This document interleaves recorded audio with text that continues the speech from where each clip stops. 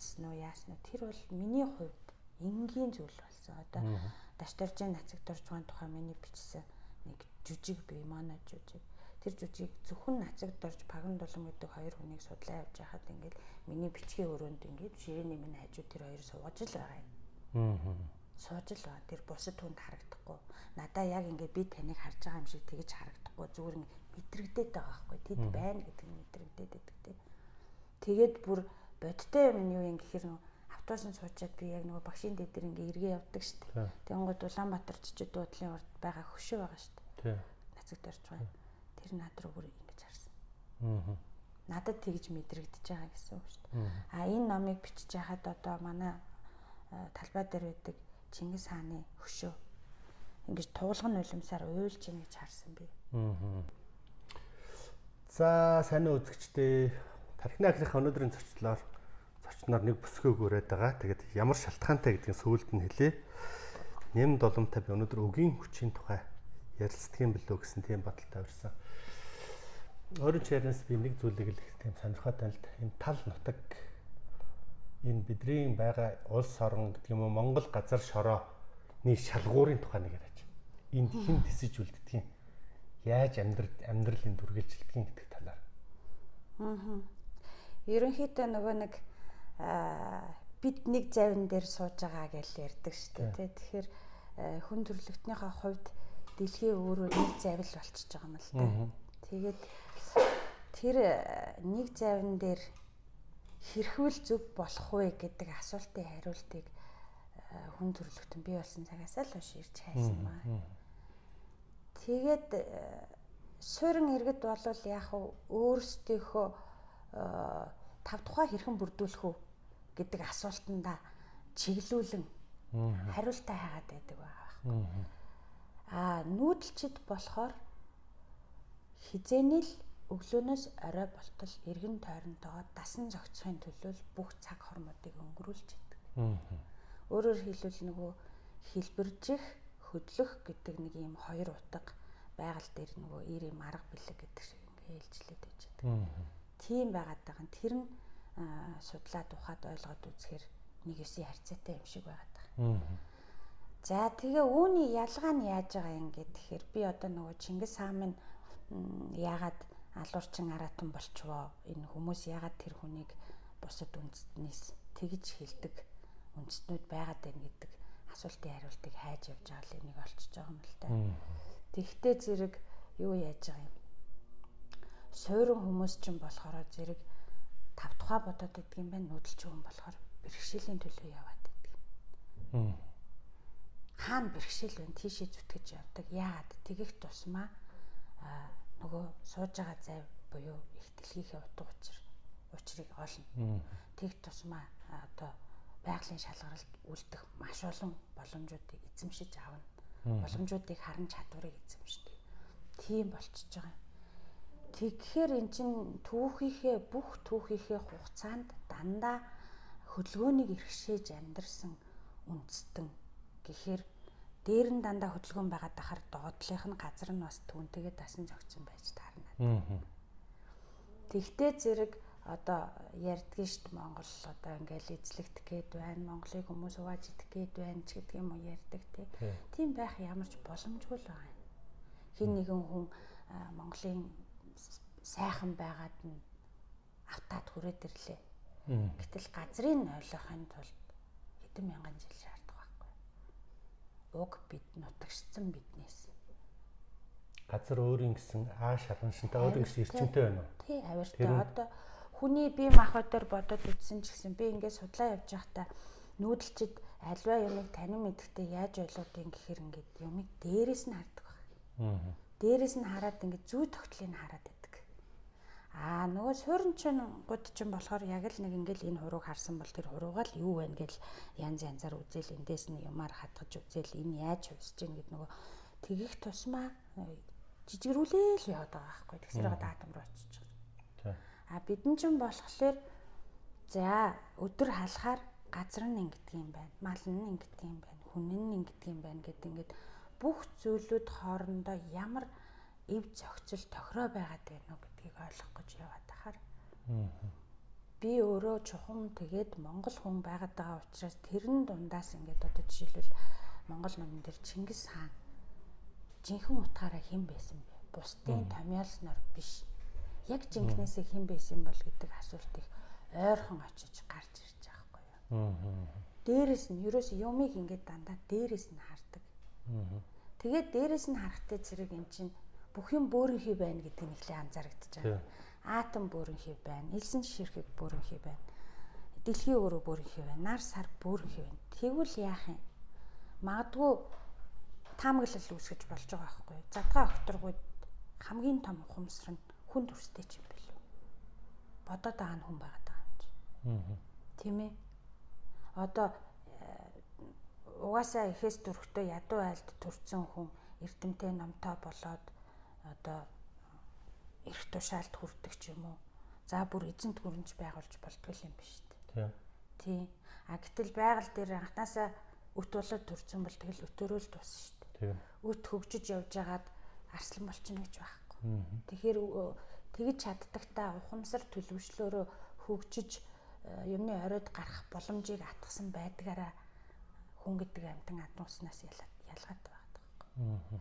Тэгээ харах тэр зэрэг окторгууд бидний харж чадахгүй байгаа хязгааргүй тэнгэр гэж ярьдаг тэр орон зай бүр дээрээсээ хүн төрстэй ч юм билүү гэж бодогдохоор тэгээд энэ библи судар энэ төр дээр энэ тэнгэр эцэг гэдээ яриад дээр нэг аав байгаа гэж яриад байгаа юм болов гэж бас таамаглаж болохоор атом бөөрөнхий байгаа юм чин элсэн ширхэг нар сар дэлхийн энэ бөөрөнхийнүүд донд ямар нэг ижил төстэй юм байж таарна. Хоорондоо хавцалдаж байгаа тий. Гэтэл бид нэр хүн биеэ аваад үзэхэр хэрв арсны гадаргыг ингээд газар гэж харах юм бол нөгөө 5 цул эргэтнийг харах юм бол илэг сайн ажиллаа гэд бусад эргэтнүүд илэг болохгүй байхгүй. Илэг сайн ажиллаа гэд бөөр илэг болоо зүрх илэг болж хуурна гэж байхгүй.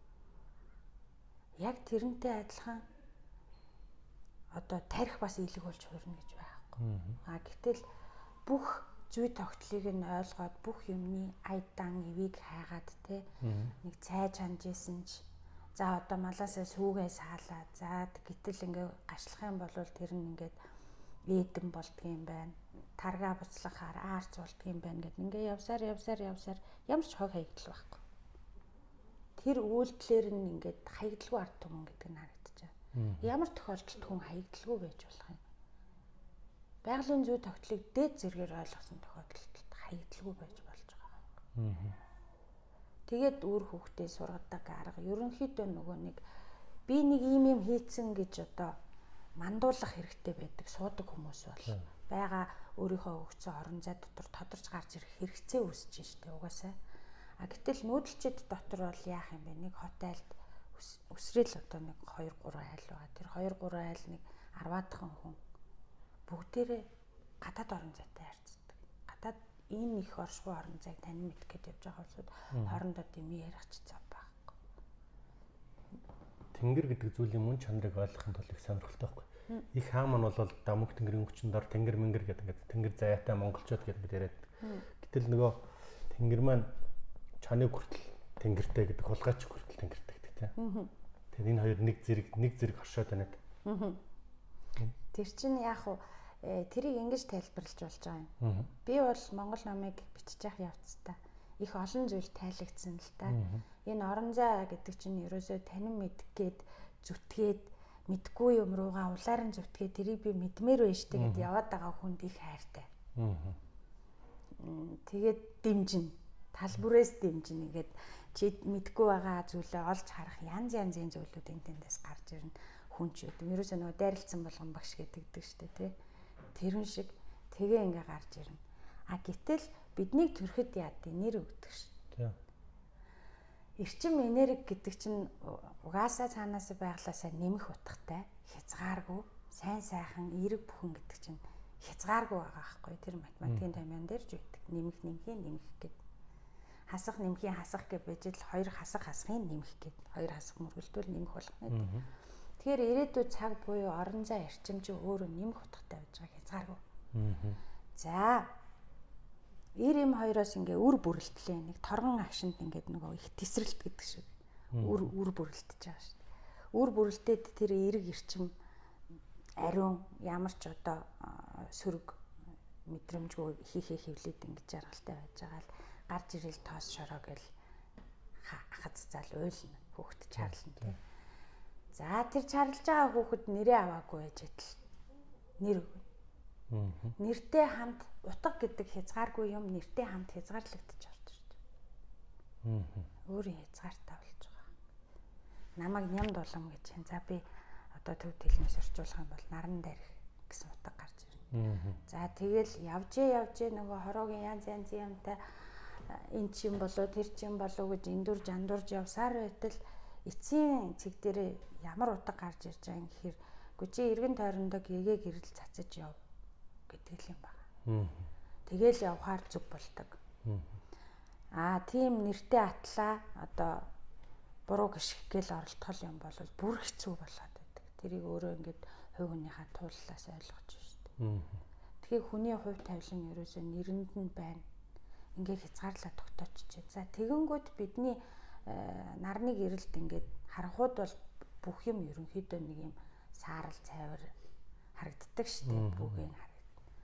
За нар тусаад ирэхээр бүх юмний ингээ өнгө гэрлийн хугарлаар ингээ ялгараа гараад ирэхээр тэр болгоно нэртэй байгаа байхгүй. Тэгээд нүдний өмнө байгаа бүхэн чинь нэртэй бол үүрэгтэй байгаа. Тэгээ бүх юмд тэнгэр байгаа гэж яриад байгаа юм тэр. Өөрийн гэсэн үүрэг орон зай дотор бүх зүйл хоорондоо эвцэлдэж. За одоо би үзэгчдэд их ойлгомжтой байлгахын тулд ганц бие хүмүүс хос хүмүүс гэдэг талаас нь тайлбарлая л да. Ганц бие хүн би ганцаараа байна, хань ажилтай болмоор байна. Энэ хосууд ямар гоё юм бэ гэж. Хосууд нь болохоор энэ ганцаараа хүн чи яасан сайхан дураараа юм бэ гэж ярина. Шин чанарын харахтай зэрэг ганцаараа хүн болвол аливаа юмтай тулахтаа араа өөрөө дахал хэрэгтэй болдог. Гэхдээ түүнийг сонголт хийхэд хажуунаас нь чи надтай ирсэнгөө гэх юм байхгүй. Давуу тал нь чи өөрөө бие даа шийдвэр гаргаж болно. Дутагдaltaй тал нь араа чи ганцаараа та. Тийм ээ ганц бие. Гэтэл хосороо хүмүүс гэхээр зэрэг бие даа шийдвэр гаргах боломжгүй нөгөө хүнтэйгээ заавал зүүлнэ. Гэвчиг асуудал үүсэх юм бол арын хоёулаа хамт үүрнэ. Хантай үүрнэ. Давуу тал нь хантай үүрээд шүү дээ. Гэтэл тэр хоёр хоёулаа бие биелүүгээ татагдаад ингээд эхнэр нь дуудаад авахгүй, нөхөр нь дуудаад авахгүй дураараа яасан сайхан юм бэ гэж нөгөөх рүүгээ ганц бие рүү татагдчихийдэг хосууд. Ганц хүнд хосоороо ямар гоё юм бэ? Хантай ямар гоё юм бэ гэж харж идэг. Бие бинийгээ үүсгэх шалтгаан байгаа байхгүй. Хоёр эсрэг төсрэг. Гэвчиг бие бинийгээ бүтээж идэг, бие бинийгээ хурцлж идэг, бие бинийгээ одоо амьдрах шалтгааныг үүсгэж идэг гэсэн. Тэгтээ зэрэг байгаль дээр орон зай дээр бидний эргэн тойронд байгаа бүх зүйл өөрийн гэсэн үүрэгтэй бүгдээрээ ямар нэгэн байдлаар ажиллаж байгаа гэдгийг харах юм бол тэр чигээрээ диваажин болж таарна. Мөн чанарын төвшөнд харна гэсэн үг. Үүргийг харчаар зэрэг хүнд ингээд яг би Монгол номыг бичээд явж байхад их хаана өмөргөд байна. Мянганы хүнийг өмөргөд байна. Тэгээ өөрөө монгол хүн тэгсэн атлаа эмгтэй хүн очиж эмгтэй хүн Чингис хааны тухай бичгээд байдаг. Тэгэхээр зэрэг чадвал чадна алдаа гаргаж болохгүй гэдэг л хариуцлага орж ирж байгаа юм л да. Ямар ч алдаа хийж болохгүй. Дараа нь монгол эмгтэй хүн өвөг дээдсээ хааныгаа ингэж бичсэн байдгийн байна лээ гэдэг асуудал үүсвэл тэр нь маш өндөр хариуцлага байгаа. Тэхийн тулд ингээд хамгийн сул дороогоос ахуулаад хүмүүс ямар үнэлэмж тавьсан байдгийг хүн дээр тий янз янзын үнэлэмж тавьсан байхад за ийм хүнийг аригчин гэдгийг, ийм хүнийг гуйлгачин гэдгийг, ийм хүнийг дарга гэдгийг, ийм хүнийг тэр бомтон гэдгийг ингээд нэрлээд байгаа юм болгон дээр очиж тэр бомтон гэхээрээ ямар байдгийг, аригчин гэхээрээ ямар байдгийг, өвдсөн хүн гэхээрээ ямар байдгийг, өөхөх төгцсөн хүн гэхээрээ ямар байдгийг, төрж байгаа хүн гэхээрээ ямар байдгийг бүр ингэж очиж тулж байгаа юм л та. Тэгээд тэр болгон дээр очиод альва юмыг таньж мэдээд хүний цааталт чи ийм их юм байдгийн биш үү? Угаасаа хүн чинь дахин давтагдчихгүй. Угаасаа өгөгдлүүд нь ч дахин давтагдчихгүй. Ийм гайхамшигтай юм байна гэдгийг ойлгоод эхлэхээр өмнө байгаа юмнаас ерөөсөө сөрөг юм харж чадах болчихдог. Зөөлрөөл ингээл уйхан болоод байдаг. Ямыг таних тусмал уйхан болоод байдаг. Би чинь ингээд одоо жишээлбэл Улаанбаяр гэдэг хүнийг би хараад за би энэ хүнтэй нэг 2 3 уулзлаа. Ах нэг тийм л хүн юм шиг байна да. Би өөртөө байгаа надад байгаа датагаа ашиглаж л би Улаанбаярыг дүүнж байгаа болохоос биш. Тийм ээ. Улаанбаярыг Улаанбаяраас өөр хүн төгс төгөлдөр мэдэх ямарч боломжгүй байгаа байхгүй юу? Дотор нь орсон юм шиг мэдэх боломжгүй. Тэгэхээр чин зэрэг байгалийнхаа жамыг дагав би нэг хүн дээр за энэ хүнийг их архиудаг орон гэрээ их зовоосон хүн гэж хэлсэн. Яадаг юм бол гэд ингээ яваад очоо ярилцахаар шал өөр юм бичдэг. Зовлонгийнхан шалтгаан нь огт өөр бичдэг. Тэгээд тэр хүнийг ярилцаад ингээ ойлгоод тийм юм байна гэд ингээ ухаарад ингээ эргээ буцахаар дахиад хаа нэгэн газар дэдий царайтай хүн харагдахаар за бас цаадалт нь ямар ч зовлон байгаа юм бэлээ. Би мэдэхгүй юм чинь хүнийг хэлж чадахгүй байхгүй юу? Амьдрал дээр ч гэсэн одоо за их хурлын гишүүд өстой ажиллаа хийж чадахгүй байна гэлдэг чинь хин нэгнийг аваачаад тэр мессен дээр аваачаад тавьчих юм бол чанга штэ. Олон хүний хувь тавилан тэр үнжин бодож байгаа гаргаж байгаа шийдвэр нь үнэхээр хэрэг болж байгаа юугүй юу тэр барьцтай юм барьж авахын тулд зогсоо зайгүй судалж байгаа байж таарна. Судлаачид гээд улсууд байгаа л байх гэтэл тэр болгоны чинь ар гэр амьдрал өргөхд ах トゥ амрах садан бүгд байж байгаа тийм. Тэгэхээр одоо жишээлбэл төр болохгүй байна гэд ингэж байгаа нэг цайны газрын тоогоочийг аваачаад тэр гишүүний судал дээр суулгах чийл та нэг ч өдөр чадахгүй байхгүй юу. Тэр гишүүн ч гэсэн ахлах тоогоочийн хооронд халуун тоогооны хажууд нэг өдөр зогсож чадахгүй. Хэцүүд нь. Тэгэхээр нөгөө бидний чи эргэн тойронд ерөөсөө л одоо энэ Монгол номны хамгийн ихний өгүүлбэр байгаа ч тийм үнний өмнө хийж байгаа хүнийг Монгол хүн гинэ. Тэгэхээр ингээд надаас бусад хүн бол бүгдээрээ ямар нэгэн байдлаар надаас илүү ээж тарах гэдэг байгаа. Заавал. Монгол гэдэг номыг одоо үзэгчтэй бас сонирхуулах гэсэн. Тэгээд Монгол номын цогч ер нь дотор нь ингээд уншихтаар Чингис хааны түүх, Чингис хааны амьдрал тэмцэл нэг өдрийн хугацаатай юу? Ганцхан шөнийн бодол. Ганцхан шөнийн бодол. Тийм. Тэгээд энийг бол бас хүн барьж аавна гэдэг чинь бол нэлээд чанга л та. Тэгээд чи ямар хин болцоод гэдэг шиг тийм үү? Тэгэд ийм хэмжээний нэмийг барьж авах байв. Ерөнхийдөө амьдралын туулаасаа гэж авах яриад. Одоо бүр энэ номыг бичээд дүүрцнийхаа дараа яагаад ийм юм хийж вэ гэж өөрөөсөө асууж байгаа. Бүр хизээ хойно. Нүүдэлчид чинь суурин хүмүүсээс ялгаатай төрүүлж төлөвлөдгүй юм байна лээ. Миний ойлгосноор байгалийн хувьсэл зүй тогтол өөр байдаг учраас хаанаас юу ирэх нь вэ? Тэрийг ажиж дараагийнхаа алхмыг ингэж боловсруулж идэг тийм төлөвтэй хүмүүс. Төрүүлээд тэгн ингэн гэж төлөвлөчгөр биш болчих гээд байдаг. Өвгөлтөөгөө зөрчилдөх гээд өөрөө өөртөөгөө зөрчилдөх гээд тэгээд манайхан ерөнхийдөө төрүүлээд төлөвлөхөр болдоггүй. Ясанд нь хүртэл ингээд төрөөгүй хөвгөдөд төмөр үлгий энтергээ байдаг тий. Тэгэхээр зэрэг ингээд буурлуудыг ч гэсэн ажихаар юм хийдэг, чаддаг, бүтээдэг хүмүүстэй очиод уулзаад ярилцаад үзэхээр та төлөвлөсөн үү гэхээр гүйл гэдэг юм бэл. Өөрийн мэдлгүй явж байгаа л юм гарчлаа гэдэг. Тэгэхээр минийх ч гэсэн адилхан явж байгаа л юм гарцаа. Яг хоо сүүлийн үед шинжлэх ухаанаар ингээд даалт тухамсарт хүүхэд насны одоо код суудсан байдаг энэ төр гэж тайлбарлаж байгаа шүү дээ эрдэмтэд. Тэр талаас нь аваад үзэх юм бол хэд хэдэн юм санаанд орж ирж л байгаа юм л да. Юу гэхээр намайг нэг 5 настай байхад манай том нах зах намайг өсгсөн өвөө хоёр хажууд Монголын нууц товчоо гэд яриадсан байхгүй юу. Намайг нөгөө нэг 9 цаг болсон одоо унт гэд ингээд орон дээр хөвтүүлсэн байна. Нөгөө хоёр шатар нүгэд Монголын нууц товчоо гэд ингээд яриад би тэгээд Монгол гэдэг үгийг нь бол ойлгоод байгаа юм. Нууц гэдэг үгийг нь ойлгочоод бүр ингээд сонирхол төрчөөд юу нууц юм болоо гэж бодогдоод. Тэгээд би ч нөгөө 5 настайдаа уншиж үжээ сурцсан өвөө маань уншиж үжээ сургацсан. Дан үлгэр уншуулад өсгцэн. Тэгээд үлгэрийг буцаагаад яриулаад ямар үлгэр уншив, юу ойлгов гэд яриулаад эсвэл өөрөө уншиж өгнө. Эсвэл чи надад уншиж өг гэж уншуулна. Тэгээ үлгэрээ задлж ярина. Тэгээд тэр үлгэрдээс нөгөө сайн талын баатар ялчхаар тэндээс би ямар ханамж аваад байна гэдгийг бүр ингээд чин сэтгэлээсээ сонирхно. Тэгээд чин сэтгэлээсээ сонирхоод яриулчаад хөөргөж өстой нөгөө баатар чи ингээ яасан тийм ээ гэл би ингэхээр надад нэг ингэж өнгөрөх нэг жоохон хугацаа өгснийхаа дараа хөөхий тэр нөгөө талын толгоогоо тасдуулдаг атгаалжаар мангас гүн хөөр. Тэгээд ингээд миний тэр хөөрлийг бүр тас идэл дардаг.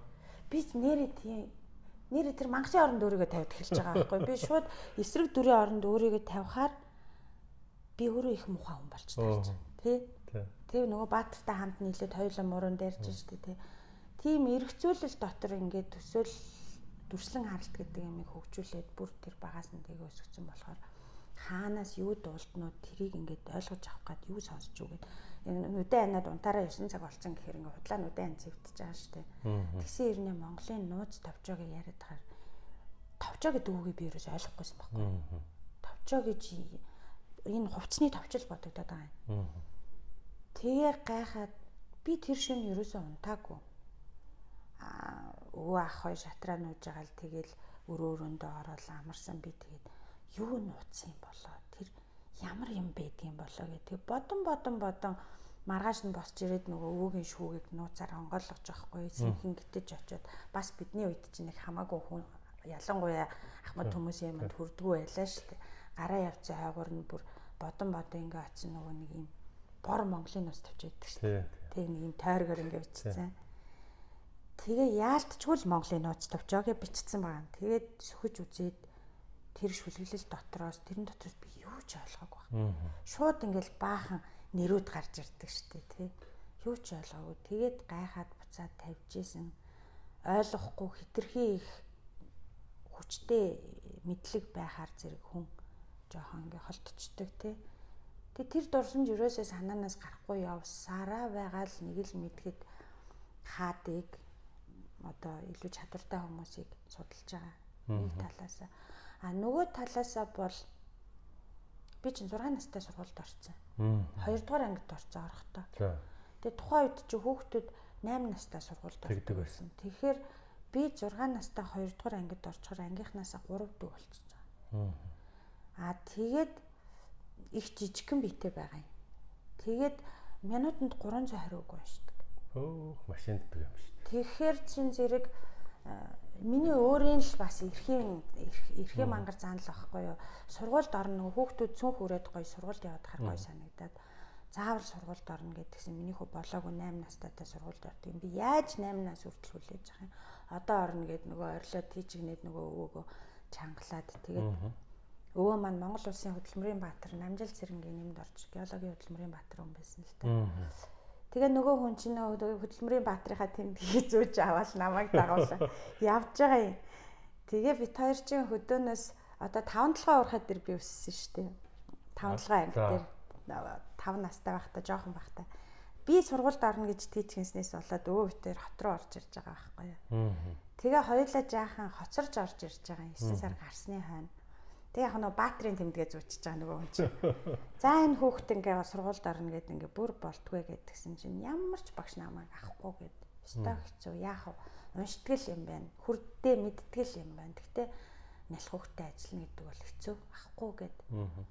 Тэгээ би чинь бүр ингээд нөгөө уйлдаг дээрээ тавьчаал ингээл өмөлцөөл ингээ сүд мэд болж исэн. Тэгээд 81-р сургуулийн одоо 1-р хорооллын сургууль 81-р сургуулийн баясгалан гэд настафтер багш биднийг сургаснаас хойш нэг 2-3 жилийн дараа бараг тэтгэврт гарсан болов уу гэж би бодож байна. Тэр настафтер багш за яах вэ би нэг ажиллаад үзье гээд авч ирсэн. Тэгээ сургуульд оронгууд ч нөгөө хүн болгон өхөрдөл манай хичээлийн эрхлэгч намайг ингээ үүдэн дээр орж ирэнгүүт тэрвэрж аваад 24-ийн чихэр өгөөд тэр чигээр тэрвэрсэн чихтэй анги руу авчиж өгч өгдөг. Тэгээд нөгөө бүх хүмүүс ингээд ийм жоохон хүүхэд уншдаг Ленин мэн ингээд намайг тэгдэг. Тэгээ ингээд Ленин гэхээр одоо Ленин яадаг байсан ингээ бас сонирхож байгаа шүү дээ. Тэгэнгუთ Ленин номыг ингэж уншдаг.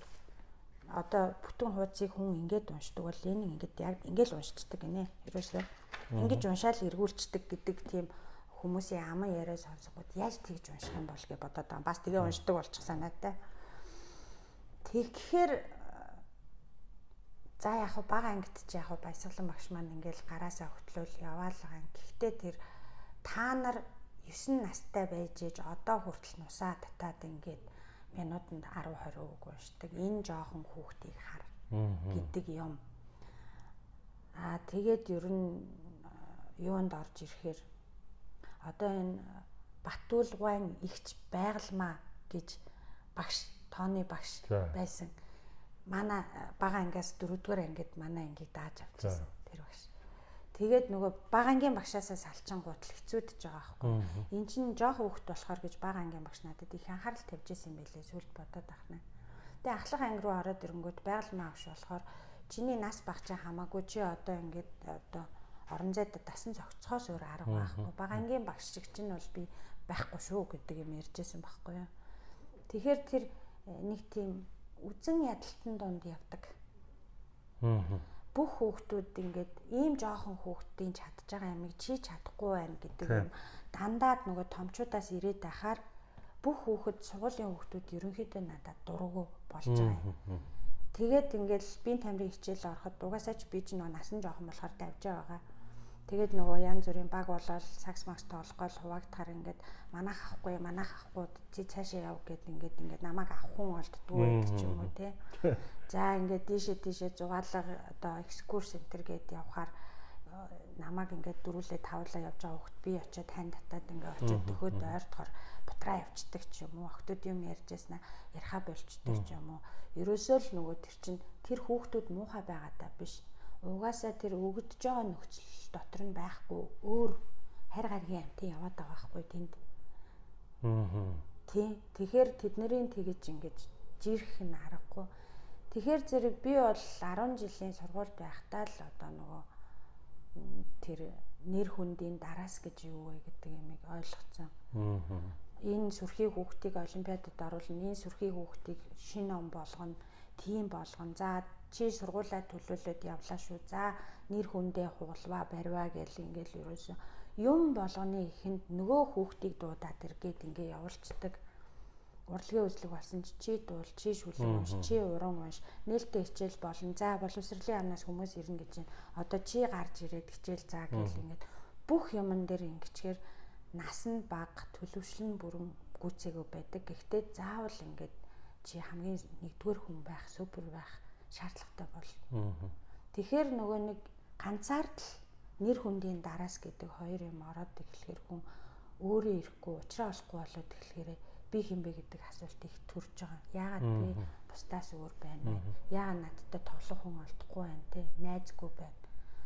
Үеийнхэн дээр яваад очихоор наа чин дээд ангийн хүүхдчтэй гэдэг. Нөгөө ангийнхан дээр яваад очихоор чи жоох юм байж чаашаа яваач гэдэг ингэдэг. Яг тийм нөхцөл байдалд 10 жилийг 9 жилийг яваад өнгөрчихөж байгаа байхгүй. Тэгээд хит их ганцаардаад ирэнгүүт ямар хүмүүс ганцаараа байдгийг гэдэг асуулт явж байна. Хамгийн их ганцаарддаг хүмүүс ямар хүмүүс байна вэ гингууд суутнууд ороод ирж байгаа байхгүй. Дэлгэнараа л суутнуудын хувийн амьдралыг судлаад ингээл дандаа л бас нэг тийм түүхэн надтай төстэй те хит жоохносоо ингээд аав нь сургацсан одоо Моцарт жишээлбэл те өөрөө ингэж сонирхож игчийг нь хөгжим заагаад тэр өрөөнд ташрыг оруулахгүй ангууд бас нууцаар нөгөө би очиж нууцаар Монголын нууц тавьж харсан шиг юм босон байдаг. Дандаа ингээд төстэй түүхүүд байгаад яваад байгаа ангууд суутнуудыг судлаад за энэ би бас ганцаараа биш юм байна. Ингээд ганцаараа байдаг хүмүүс байдаг юм байна. Бусдаас онцгой байгаагаа ойлгохгүй явж байхаар ингээд эмгэнэлтэд төсдөг юм байна тий. Хат амьгчин болдог ч юм уу, аймаа хорилдог ч юм уу тий. Орон зайгаа өгдлөө ойлгохгүй яваад байна. За ингээд нөгөө талдаа ингээд яваад байна. Ингээд үдсээр байжгаад явсаар байгаа л тэгэл Чингис хаан дээр яваад ирж байгаа. Доороос нь ингээд ахиж явсаар байгаа л. Тэгээ сүүлд нь бас хизээ хойно нь Монгол ном дээр ажиллаж байхдаа ойлгосон угаасаа би их ганцаардахаараа тэнгэр рүү харддаг. Нар бас ганцаараа юм байлээ. Тэгээ нөгөө миний нэр чинь наран дээр их гэсэн нэр байгаад ахаар чин зэрэг за угаасаа л ингээл ганцаараа л тэгэл нар шиг л явах ёстой гэдэг өгөгдөлтэй юм байна. Заримдаа өөртөө тэгж хэлэхгүй гарна. Тэгээд тэр нэрний дараас хүний нэрний дараас гэдэг чи их сонио одоо манай аав тал ээж тал хоёр тал хоёулаа эмэгтэйчүүд нэг урт настай байхгүй юу. Тэгээ намайг төрөхөд аавын минь эмээ байсан. Ээжийн минь эмээ бас байсан. Тэгээ аавын минь эмээ надад Нямд болом гэдэг нэр хайрлаад ээжийн минь эмээ болохоор надад Хоохондоо гэдэг нэр хайрлаж байгаа. Тэгээ Хоохондоо гэж ямар учиртай үг ингээ Хоохондоогийн үлгэр байдаг. Тэгээ тэр үлгэр нь болохоор зэрэг ингээд дэлхий дээр ан амьтан өв сургамал хоорондоо байгаагаа булаацалтаа төл толгойн мэддэхгүй хэцүү болсон чинь хоёр хөлтэй хоохондоо гарч ирээд тэднэрийг ингээд зүйд учир зүг нь олжээ гэдэг тийм үлгэр. Тэгээ хоохондоо гэж яг юу гэсэн үг ингээ хайхаар хүн гэсэн үг юм а гэж 2 3 хүн надад хэлсэн. Тэгээ ингээд ээжийн талаас надад хүн гэдэг нэр өгөөд аавын талаас наран дээрх гэдэг нэр өгсөн. Маш хүнд хоёр нэр. Одоо гэрийнхэн маань намайг хоохондоо гэж дууддаг. Найз нөхдөд ям дулам гэдэг нэр. Тэгэл нэрнийхээ учрыг олох гэж л яваа хүн болж таарж байгаа байхгүй. Гэтэл хүн болно гэдэг чинь хамгийн чанга даалгавар байна шүү дээ. Хүн болохынхаа хажуугаар эргэн тойрондоо дандаа гэрэл түгээж амьдрна гэдэг чинь өөрөө маш том даалгавар байгаа байхгүй. Тэг би заримдаа боддтой манай хоёр эмээ хоёулаа намайг чангалсан гэд. Тий. Хүүхэд байхдаа Ням Долон гэдэг нэрэндээ их дургу байсан гэсэн. Цэцгээ мэцгээ чимгээ мэмгээ гэд нэр өгчихгүй надад ямар хачин нэр өгсөн. Журнал дээрээс дуудахаар л уур хүрээд байх юм. Гэтэл эргүүлээ бодохоор тэр нөгөө ганцаардаад байгаа шүү дээ тий. Тэгэл нөгөө хинч биш байгаа бүх хүмүүс ингээд жоохон буландаж хараад байхаар журнал дээрээс нэрийн дуудахад хүртэл тавгууддгэлээсэн байгаа байхгүй. Намыг хэдэн жил хийвэ? Одоо би ингээд сошиалаар энэ номыг хийхэд би 25 6 жил зарцуулсан гэж ярьж байгаа. Тий. Яалтчгүй л одоо нөгөө яаж яагаад энэ номыг би биччихвэ гэж асууж байгаа өөрөөсөө дүүрснийхаа дараагаар. Тэгээд ингээд түүхээ ингээд эргээд харж байгаа. Гэтэл энэ номонд орсон хэрэг болсон бүх судалгаанууд хаанаас эхлэвэ гэд бодохоор яалтчгүй 25 6 жил болчиход байгаа байхгүй. Ер нь хичнээн ном шүүнд. Багцаагаар хэдэн хасаг тэр гэдэг шиг нэг тийм харимжаалгүй. Би бол 27 8-тай байхдаа уншсан номынхоо тоог гаргах гэж үзчихсэн.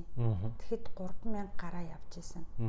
3000 гаруй ном уншсан гэхээр яг боддоор нь хүн ингээ 3000 гаруй ном уншина гэвэл хүний нас хүрэхгүй.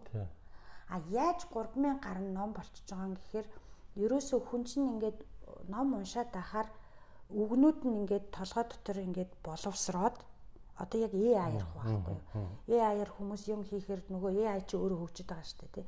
Тэрүүн шиг тарих бол юу AI байдаг байхгүй. Тэгээд ингээд олон номуудыг уншихаар тарих өөрөө ийм цэгцтэй дотроо зөв полдруудаа нэгээд тархины ажиллагаа их супер болно. Тэгээд ингээд яг нь миний өгөгдлөл одоо өвөө маань их сайн хүн цаанаасаа байж таарад хар нялхаас минь ингээд номонд дурлуулад үлгэр уншуулад ингэсэн болохоос ер нь бол ямар ч хүнийг тэгж хөгжүүлэх боломжтой гэж би боддتي. Тэгээд олон ном уншаад байхаар нөгөө тархичин тэр хүлээж авч байгаа бүх мэдээлэлээ өөрөө зэгцлэх гээд ингээд боловсронгуй ажиллаад эхлэхээр сүүлдээ номыг сөхөж хараад энэ тийм тухайн ном байна гэд ойлгоод явцдаг байхгүй юу. Тэгээ шимэн юу вэ гэд одоо янзын дахин давтагдчихгүй арга барилуудыг туршиж үзнэ. За нэг номыг уншдал нэг хин нэгний зохиолтой адилхан байлаа тий. Тэгэнгუთ тэгвэл тэр ном юугаараа ингээд хүмүүст алтаршсан. Юуг нь хүмүүс онцолж харсан. Яагаад тэр ямар цагт тэрийг бичсэн. Тэр зохиолч өөрөө юунд эмзэглэл үүсээд тэрийг бичсэн гэд ингээд ухаал ерөөсөө мэдхгүй юм руугаа тэмүүлээд байх тусмал хөгжөөд байгаа юм. Тэгээд дараа нь би юу мэддэг вэ гэдэг асуулт ингээ харахаар 3000 гаруй ном бол байгаа юм байна гэж 20 эдтэй би бодож ирсэн. Тэгээ явсараа байжгаад нөгөө хүн чинь одоо энэ номын их сурвалжинд би сошиалаар юу гэж яриад байгаа юм гэхээр 4 судар байгаа гэж яриад байгаа байхгүй. Библи, Монголын нууц товчоо, Коран судар, буддын хүн ухаан. За энэ хүн төрлөختний итгэл үнэмшлийг залж явдаг энэ 4 судрын шимийг аваад өрмийг хамаад би ийшээ хийцэн байгаа юм шүү гэж яриад байгаа. Тэр нь ямар учиртай байгаад байгаа юм гэхээр нөгөө 4 судрыг чинь бүр ингээд ар өвөргөө дүн шинжилгээ хийгээд тэгээ өөрөө нөгөө ахуй дотор би маш их бадарчилж айл хэсэж явсан. Ер нь баг 20 гаруй жилийн амьдрал миний ойр дотны найз нөхдөд бол мэдэндээ дандаа ингээл айл хэсэл явж идэг. Янз янзын хүмүүстэй уулзаал алуурчны хажууд ч би 6 сар амьдарч үтсэн. Амьдралынхаа 29 жилийг шоронд өнгөрөөсөн. алуурчны хажууд би энэ хүнийг яагаад хүн алчуу гэдгийг ойлгох гээд байна. Манай найз нар гайхаад чи ястаа мэдрэл муутай ханаж хүн алцсан хүн босч ирээ чамайг дүрчүүл яах юм. Надад бол би тэр хүнийг ойлгох нь чухал байгаад байхгүй юу. Тэгээд ингэж хүнийг өөрийг нь боддоор нь ингэж харьцаж хажууд нь байж тэр хүнийг ойлгох гэж судалгаа хийгээд бүр ингээ карт нийцдэг би хүндээ карт нэг манай ээж их сайн мэднэ. Хүн болгон дээр карт нэгээл тэгэл нөгөө нэг уулзахад тэр хүн ямар байсан, хоёр тоо уулзахад ямар байсан гэд ингээ бүгдийг тэмдэглэдэг. Тэгээд ахуйгаасаа тийм судалгаагаа авчаад эргээд энэ хүмүүсийн итгэл үнэмшлийг ингээд дагуулад байгаа энэ судар юу вэ гэж харахаар Библи бол хангаа газрын томьёо болж таарж байгаа. Хангаа газар нүхгүйгээр. Хангаа газар хүн амьдрахын тулд ийм байх юмаа гэдгийг Библийн тэр бичиглэл нь их сонин. Одоо тэрийг тэр Библийг судалдаг хүмүүс гаргаж ирсэн л байдаг баг. Хуучин гэрээ гэдэг нь дандаа өнгөрсөн түүх яваад байгаа. Байсан ч юм уу ч юм уу бүүмэд 700 800 настай хүн гэд гараад одоо бидний цаг үеийн хүн уншихаар ингээ ухаан санаанд багтмааргүй юмнууд гараад байгаа. Тэр хуучин гэрээг эхлээд уншихад надад маш их тийм дотоод үзий ядалт үүсчихсэн. Яасан муухай эрцгийн хүмүүс байсан гэж боддогдохоор. Тэгчээд шинэ гэрээг уншихаар ирээдүй тэр нь одоо ингээд бүр ингээд Тэнгэрээс Бурхны хүү бууж ирээд гээд ингээ явчихж байгаа. Тэгэнгүүт зүй тогтлыг харахаар уншиж байхад өнгөрсөнд байгаа юм шиг мэдрэмжийг хүн аваад уншиж байхад ирээдүйд байх юм шиг мэдрэмж авахаар нөгөө тархичийг ингээ боловсруулад одоо цагаа өөртөө бий болгох юм байна.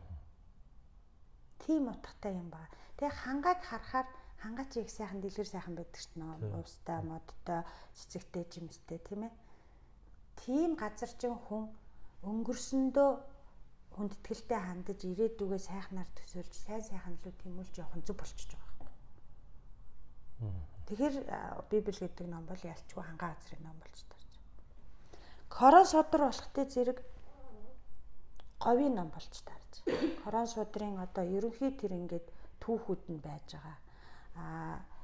Библиэс ингээд жоохон статци мааж гэж ярьдаг мэдээж говь хангаа хоёр ч хоёулаа байгалийн чинь тэр хоёр сударт хоёуланд нь байгалийн шин чанар байж таарна.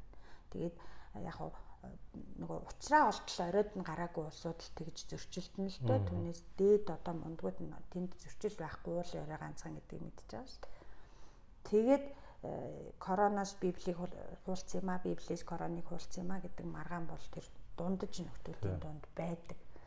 Тэгвэл корон судрын зүй тогтлыг ингээ харахаар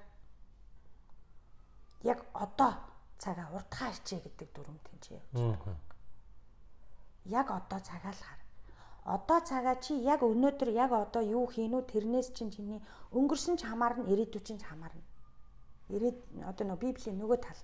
Гэтэл бодоод үзэхэр говийн тэр хүнд хэцүү уур амьсгал дунд чинь хүн алхам болгоно л сэрэмжтэй явахгүй болвол хатуу ширүүн эвгүй газар ч одоо тэр нэг алхаал хүл тосч байгаа шүү дээ. Тэгэхээр хүн алхам болгондоо хянамгаа байх буюу манайхны хэлбэр өөрийгөө хичээгээл тэгдэж шүү дээ. Манай ахмадад тэр тэгээд энэ ингээд хүн өөлөл ярих чи өөрийгөө хичээ гэдэг чи өөрөө хамгийн байгалийн шалгаралд үлдэх одоо даалгавар ихтэй үүрэг ихтэй тэр өгөгдөл дээр хүн өөрийгөө л хичээх байх байхгүй юу. Тэгээд корон судрыг яг хөө тэр Библиэнч тэр корононч тэр үүдээ задлаа л ингээл бичээд байсан байдаг. Тэгэл олон сүмүүд байгуулагдал те эзмүүд гарч ирээд. За гэтэл буддын гүн ухаан яаж байгаа юм гингууд тэнцвэржүүлж байгаа. Буддын гүн ухаан ингээ аль нь ч үгүйсэхгүй байгаа. Буддын гүн ухааныг ингээд уншаал ахаар говьд амьдардаг ч хүн байж болно, хангаад амьдардаг ч хүн байж болно те их болсон 6 зүйл хамаг амьтны тусын тулд ерөөсөө юу ч битгий үгүйсэг түрүүний миний хэлснээр нөгөө бүх юм өөрийн үүрэгтэй гэдэг юмыг ярьж байгаа. Гэхдээ энэ гурван судар гуруулаа оршин тогтнохын тулд 5 тухыг бүрдүүлэхийн тулд тийм зорилгоор бичигдсэн судар. Тэгэхээр тогтно гэдэг чинь өөрөө байгальтай тэмцэлдэх болчихж байгаа байхгүй юу? Чи нэг байшин барай тогтох гээд байна гэтэл салхи унгаах гээд байна. Дахиад тэр байшин илүү бөхлөөд байна. Тэгэхээр нөгөө байгальтай тэмцэлдэх юм болоо явчихна. Ер нь бол яг нь сүүлдээ ингээд хүн төрөлхтний ухамсар хөгжөөд одоо байгальтай дасан зогтсон одоо хадан завсраар яаж байшин барих уу ч гэдэг юм уу тий усан дээр тогтдог байшин яаж барих уу гэдэг ингээд арга учраа олж ил байна л да. Яванд ингээд олж ил байгаа. Гэхдээ суурь нь тогтохын төлөө байгаа байхгүй юу? А бидэн ч болохоор хөдөлгөөний төлөө. Үүгээрээ ялгаатай. Тэгээд энэ газар маань хөдөлгөөний төлөө газар байна. Хүнийх нь өөрийнх нь дээнхээ өгөгдөл удмын санд нь хэдэн мянган жилээр хөдөлгөд тэмүүлж амьдарсан хүмүүс байгаа тийм. Гэтэл суудаг газраас ирээд суудаг дүрмийг аваад ирэхээр нөгөө эргэлдэж байгаа одоо хүний бие махбодоор авч үзэх юм бол эргэлдэж байгаа цус чинь илэгний дүрмээр ч явахгүй. Бөөрийн дүрмээр ч явахгүй. Уушигны дүрмээр ч явахгүй. Гэхдээ тэр эргэлдэж байгаа цус илэг бөөр уушгаар явдаг. Өөрөөр хэлбэл бүгдийг ойлгодог, бүгднтэй нүгэлцэж авалцдаг. Гэхдээ хөдөлгөөний гэсэн өөрийн дүрмтэй хүмүүс байгаад байгаа байхгүй. Тэгэхээр зэрэг одоо цаашдаа бид нэр хөгжихийн тулд бид нэр ингээд байгальд хувьслын одоо илэрхийлэмж болсон үндэстэн юм а гэдгээ төрүүлж харж альва юмд хандахтаа. Тэгэхгүй бол цаанаасаа хөдлөх зорилготой юм суухад зориулагдсан дүрмийг шууд хэрэгжүүлэх гэдэг бол амаргүй. Тэнд зайлшгүй юм зөрчил үүсэж таарна. Монгол номон дээр байгаа Чингис хааны бодлыг гэдэг юм уу да ерөөхдөө эргэцүүлийг ингээд тэр сая ярьсан зүйлүүдийг ингээд тэрүнд багтаахыг хичээгээд байна те. Тий. Бүгдийг багтаахыг хичээсэн. Хөдөлгөөн гэдэг юм их ч юм уу те. Бидний амьдрал хөдөлгөөн гэдэг. Тий. Тэгээ энүүнийг зүгээр зарим зүйлийг хараад би логикоор бодоод ч гэдэг юм уншаад бичсэн юм бас зарим тэгэхэд бол жоох эргэлзээтэй юмнууд л дээ. Өөрөө янз бүрийн одоо нэг тийм албаас ч гэдэг юм уу жишээд элдв янзын зүүн бэлэг хэлмэл гэдсэн шидэн тиймэрхүү уур чадвар юу байна? Энэ номд бичиж явах хооронд үед ямар одоо тийм үйл явц онцгой тохиол байна. Би ч юм бол нөгөө үлгэрээр хүмүүжиж төлөвшсөн хүн. Тэгэхээр маш одоо төсөөлөл өндөртэй, уран зөгнөл сайтай хүн гэсэн үг. За тэгээд ерөн зохиолч хүмүүс тийм байдаг баг. Бүгдийг төсөөлж байгаа шүү дээ. А гэтэл утгын жин гэж нэг юм байна. Утгын жин гэж ямар юм байна уу гэхээр за одоо хүн ахтай дээл захтай гэдэг зөрчсөн үгийг монголчууд хэдэн жил хэрэглэвэ. Өнөөдөр нэг гадаадын нэг бидний хэрэглээнд таарсан үг орж ирчээл хэрэггүй болол мартагдчихдаг өгнүүд ч байдаг шүү дээ тий. Тэгэнгүүт тэр чин амьдралын бүх зүйлд тийм байдаг. Одоо нэг удаагийн халбах сэрэ гэж байгаа салбитдаг гэж байгаа тийм ээ.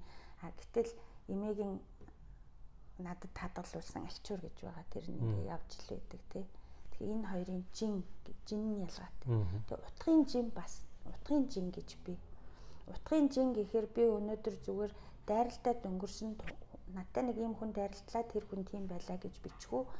Чингис хаан гэж бичгүү гэхээр юм утгын жин нь нүүр болж байгаа. Тэр утгын жин нь төсөөлөл мэдрэмжээсээ шууд хамааралтай.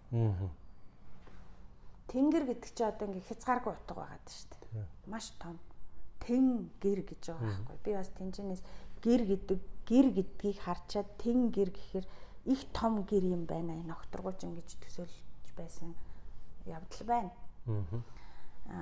Тэгээд тэр утга нь их том байхаараа зэрэг одоо чи 10 жилиг дотроо бодох өөр, 100-ыг бодох өөр, 1000-ыг бодох өөр болоо явчих. Тэгээд тэр жин даацаараа төсөөлөл төвлөр хит хүчтэй төвлөрөөд ирэхээр нүдэнд хий юм үзэгдэх ч юм уу, биеийн халуун өөрчлөгдөх ч юм уу, унтж яхад ингээ хөл гар бариад авч байгаа юм шиг болох ч юм уу. За одоо ингээд одоо нөгөө хайр гаргийн тав гарлаа гэдэг шиг тийм зүйл бол энүүхэнд.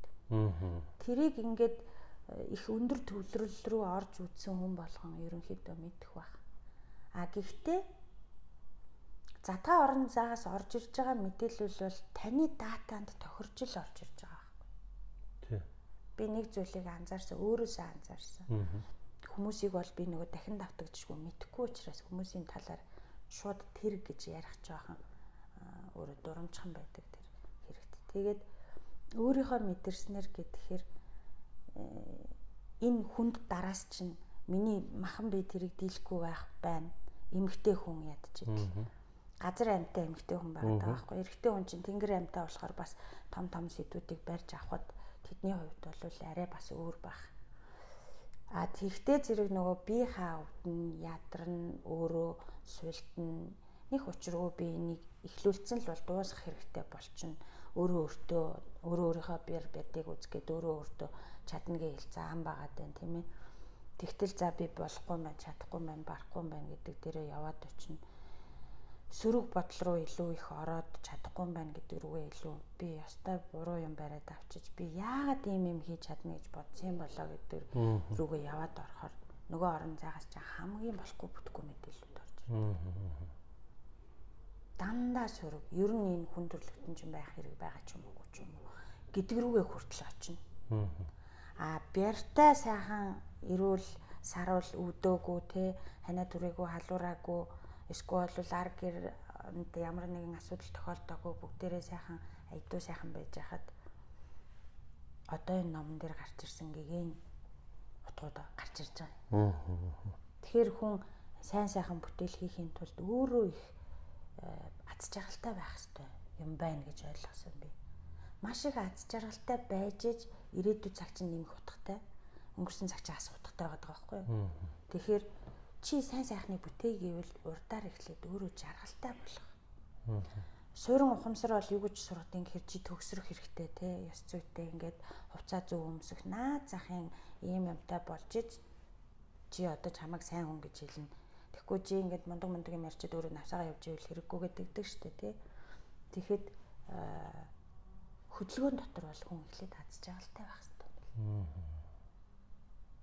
Тэр таны түрүүний асууснаар ингээд юм хайрцсан уу яасан уу тэр бол миний хувьд энгийн зүйл болсон. Одоо Дашторжийн нацаг доржгын тухай миний бичсэн нэг жүжиг бий манай жүжиг. Тэр жүжиг зөвхөн нацаг дорж Паган Дулан гэдэг хоёр хүнийг судлаа явж байхад ингээд миний бичгийн өрөөнд ингээд ширээний минь хажуу тэр хоёр сууж л байгаа юм. Сууж л байгаа. Тэр бусад хүнд харагдахгүй. Надаа яг ингээд би таныг харж байгаа юм шиг тэгэж харагдахгүй. Зүгээр мэдрэгдээд байгаа байхгүй. Тэд байна гэдэг нь мэдрэгдээд байдаг тийм.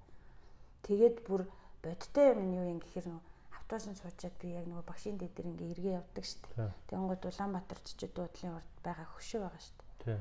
Нацаг дорж байгаа. Тэр над руу бүр ингэж харсан. Надад тэгж мэдрэгдэж байгаа гэсэн үг шүү дээ. Энэ номыг бичиж яхад одоо манай талбай дээр байдаг Чингис хааны хөшөө ингэж туулган нулимсаар уйлж ийн гэж харсан би. Өөрийн мэдлгүй нөгөө ном руугаа орсон ингэж гүйж явж хагаад гэртээ суугаад байсан чи гармаар санагдаад байдаг. Юмаа хиймээр байдаг. Өөрийгөө бие барай суугаад байсан чинь нэг сард штэ өвөл гадаа цасан шамраад ингэ шуургатай байхад суугаад байсан нэг мэдхэд хөшөөний урт гүгэд ирсэн байна. Тухайд би нөгөө 3 дугаар сургуулийн ярилцаа амьдарч байсан байхгүй. Явангүйг л очиж штэ. Тэгээ хөшөөний өмнө гүгэд ирсэн. Ингэр задгаа өвөл шүн 3 цагт. Тэгээ ингээ харсан чинь ингээд хөшөөнөөс ингээд туулган нулимс урсаад ингээд бусад хүмүүсийг зөв байдлаж байж чадаагүйхэн төлөө халуун дуглах цутгаж исэн бол одоо би өөрөө тийм байдалд орсон байна. Намайг яагаад энд ингээ хөшөөчвөө? Зогсоочвөө. Миний урталт миний үр хүүхэд одоо юу үсийг хийж гэн те? Болохгүй ёс зүйтэй зүгөө тэнд ч одоо бослого тэмцэл концерт бүх юм болдог шүү дээ. Бүх юмыг ингээд би ингээд талтаж суух хэрэгтэй боллоо. Тэгээд эндээс над руу ирж байгаа мэдрэмж нь одоо би бол туулган нулимсаар л уйлаад байна да гэдэг. Тийм их хүчтэй тэгж орж ирээ. Тэгээд би тэнд сөхөрж унаад уйлаа. Цасан дээр өнхрөө шүн 3 цаг тэнж байхгүй. Тэгээ бүр ингээд зөвхрөөд ингээд хуруугаар нь хөл тушаахад амтай голтой амтай гэртээ буцаж орж ирж байсан. Тохиолдол байна. Тий. Тэгэхээр эн чинь нөгөө хит төвлөрөл байгаа байхгүй. Энэ ер нь тэгээд нөгөө ягаад би энэний ард амжилттай галзуурчлгүй элдв янзын хар тамхичин энэ төр болчлгүй яаж ардталт нь гараад ирвэ гэхээр тэр маш олон суутнуудыг судалсан байсан. Тэгээд тэдний одоо гарын авлага байна шүү дээ тий. Тэднэрт ийм зүйл тохиолддог. Тэд нар ийм байдлаар энийгээ давж гардаг тий. Шууд гадаа гарч ирэл би тийм юм харлаа гэж өвчнөд унах юм бол галзуугийн эмнэлэг твтгэх ажил гарна. Тэгэхээр зэрэг энэ ямар нэгэн бүтээлийг бүрэн гүйцэд дуусах хүртэл юу ч дуурахгүй байх хэрэгтэй болж байгаа юм. Тэгээд дуусны дараа бол одоо нэгэнд бүтээл нь гарцсан учраас бичсэн байж тээ. Тэгээ би одоо ингээд надаас гараад тусдаа гарцсан байгаа нөхцөл энийг бичиж явах үед юм боллоо гэдэг юмыг би ярьж болж байгаа байхгүй. Тийм. Яг надад төрсэн сэтгэл зүгээр үзэгчд зориулж хэлж байгаа. Тийм лидерийн манлайлагчийн дотоод ёс зүйн кодекс гэдэг шиг тийм сэтгэл төрсөн л дээ юм. Тийм энэ номыг бичиж байхад ингээл яг хуу хамгийн одоо бадарчингийн амьдралаар л амьдралаа л да. Ер нь бол нөгөө хоёр идэхгүй хоосоо хонхгүй бараг л орон гэргүй шахуу ингээл явж байгаа. Ойрын найзууд маань бол мэднэ намайг. Маш хүнд хэцүү үед аминд орж исэн маш мундаг сайхан ах нар байна, найз нар байна. Янз янзын хүмүүс зөндөл байна. За тэгээд ингээд тим юмн дотор яваад ирэхдээ зэрэг зовлонгийн шалтгаан юу вэ л гэж хайгаад байгаа. Тэгэхээр ерөөсөө ямарваа нэгэн улс орны эрчүүд нь л хүчрэх байх ёстой юм байна. Эрчүүд хүчтэй байж ич нөгөө эмэгтэйчүүд нь нөмөр нөлөгтөн сайхан амьдрах юм байна гэдгийг яг ойлгож байгаа. Тэгээ ойлгоод эхлэхээр эр хүнийг хурцлахын тулд бичих ёстой гэдэг зорилго орж ирж байгаа байхгүй юу. Тэгээд дотроо би юу бэлэгдэж бодсон бэ гэхээр ивэж аваас нэг юм уу өрх толгойлсон ганц би эмэгтэй навсааж явж байгаад ийм ном бичсэн юм байна. Тэгэхээр эрчүүд нь бол бүр үзүүлээд өгөх нь тодорхой. Өөрөөр хэлбэл энэ ном эр хүн болгоны гар дээр очиод энэ номыг харж тэр дотроос ингээд эрч хүч авсан эр хүн болгон үзүүлээд өгч таарна гэж бодсон. Тэгэхээр таны нөгөө олж харсан юм гараад ирж байгаа байхгүй. Монгол эр хүн болгон удирдагч штэ. Тэрнээс гадна судалгааныхаа явцад би бас нэг юу анзаарсан бэ гэхээр одоо энэ 14, 15, 16, 17 дугаар зуунд байсан дэлхийн мэддэг сууднууд. Тэдний шин чанар нь энгийн Монгол эр хүний л чанар байт юм бэл. Тэгэхээр би Монгол хүн болгон сууд хүн гэж хэлж чадах байхгүй юу? Тэдний хандлага тий тэдний ингээд юм ивэн олдохгүй болохоор өөр арга зам хайдаг, байрлалаа сольдог, тийм ээ хүнд үгүй гэж хэлж чаддаггүй Монгол эрчүүд чинь ингээд хараад ажиглаад байхаар би ч өөрөө нөгөө эр хүний тухай юм бичээд байхаар өөрөө баг эр хүн болох шахаад явж байгаа. Налхаа гიშгэ бие авч явах байдал ерөөс ямар ч тийм эмгтэй гэж харахад хэцүү хүн болж байгаа байхгүй. Тэгэл хүрээлэл хүртэл дандаа эрчүүд болол одоо надаа нэг ганц хоёр хоол эмгтэй найзуудаг дан эрчүүд. Тэгээд ингээд эрчүүдийг одоо байнга эрчүүд донд байгаад байхаар эрчүүдийг их сайн ажиглана.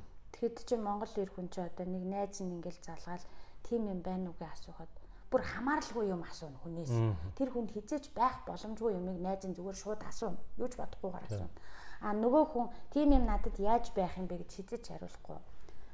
Тийм юм чамд яагаад хэрэг болсон гэдээ бас шалтгааныг асууна. Тэгэнгүүтээ надад байхгүй бэ гэхдээ тэрнээс асууя гэдэг.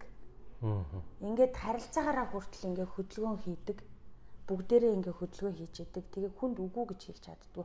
Чамд ямар нэгэн орон зайгаас ямар нэгэн даалгавар ирүүл тэрийг чи ямар нэгэн байдлаар онц сайн гүйцэтгэх ёстой гэдэг тийм зарчимтай бүр юм төрөлхийн тийм зарчимтай.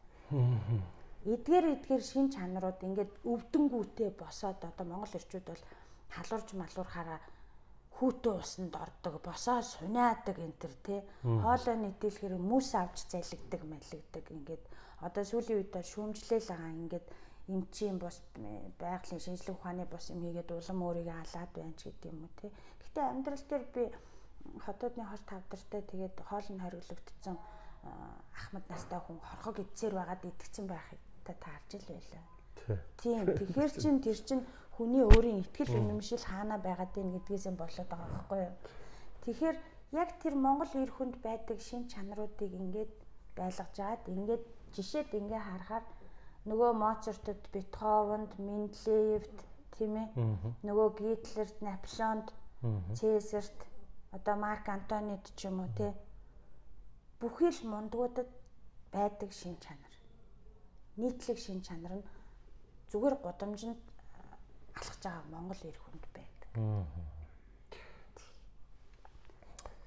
За яриа маань бас нэлээд жоохон сунжраад авах шиг байна. Тэг яг хөө ер нь юу яг хөө зүгээр цаашаа хүмүүс маань үзээд ингээд явал яриаг цааш нь өргөжлүүл. Ер нь жоохон амттай дээр нь өндөрчмөр. Тэгээ. Ягаад гэвэл номны тухай бол огт ярьсангүй. Огт ярьсангүй. Би аль болохоор нэг өөрөө чинь дотоод сэтгэл энэ номыг бичсэн хүн ямар итгэл үнэмшил дээр тулгуурлаж бичвэл гэдгийг ойлгочвол тэгээ тэрийг ойлгосон магадгүй номыг чинь үзэж дотор нь юу байгаа гэж энэ сонин үлдээ гэж хэвээр нь нууцлаг хэвээр нь үлдээ гэж бодлоо. Тэгээд манай үзэгчид маань бас яг дор утсыг чинь тавьчихъя гэх тийм ээ.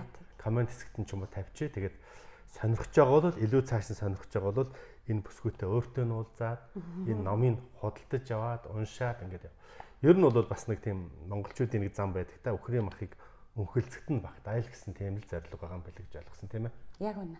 Та маш зөв болж харсан байна. Тийм ээ. За тэгээ амжилт хүсье. За баярлалаа. За. Намын цагаан боён оршихултгай Монгол минь Монголдоо зүрхнээс зүрх сэтгэл төрөх болтгой гэж яриа. За, Ерөөл Баатар шиг.